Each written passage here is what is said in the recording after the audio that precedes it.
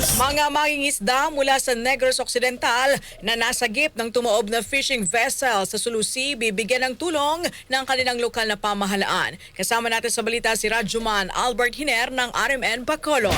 RMN Live Report!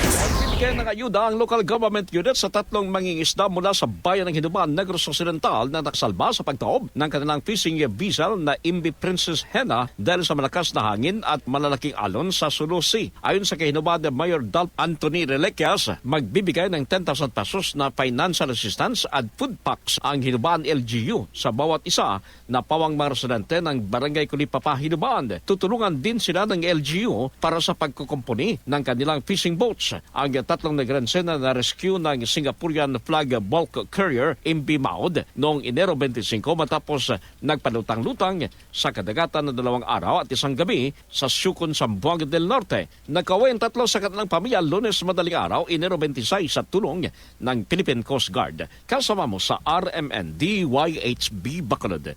Radyoman Albert Hiner, Tatak RMN. RMN Network News!